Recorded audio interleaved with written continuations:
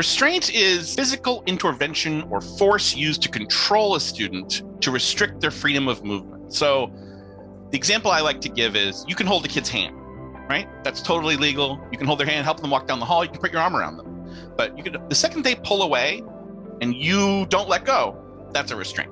Isolation is when a student is placed in a space alone from which they cannot leave. So any sort of space. Traditionally, these are rooms, cells, frankly, built into special education contained classrooms to manage student behavior. So let's use the school year that ended for full-time in-person learning during March of 2020. During that year, there were 25,000 incidents approximately of restraint and isolation done on about 3,500 students. So 80% of our restraint and isolation incidents are students K-5, right? That's where the bulk of our reporting is held. Another 10% is middle school, and another 10% is high school. Because they get bigger and adults don't want to hold them, can't hold them, it's harder. And they're risking injury to themselves, so it happens less. About 91% of restraints are experienced by students with disabilities. That number is actually probably a little high and probably due to data issues because the national average is about 75%.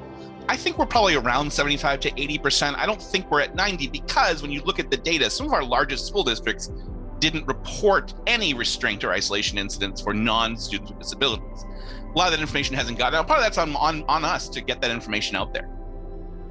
In the 1970s, we were looking at how to manage this crisis of juvenile delinquency. By the way, every decade there's a crisis of juvenile delinquency that isn't real. So restraint and isolation was inherited from the juvenile justice system. Really, the whole model of care was inherited from our criminal justice system.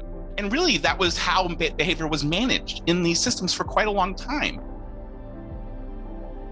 We are moving toward a system that outlaws isolation entirely. I am prepared. When I go speak to any district, I tell them this, to prepare their system to remove isolation. When I tell people what to do, families, talk to your school board, ask them their plan to eliminate the use of isolation.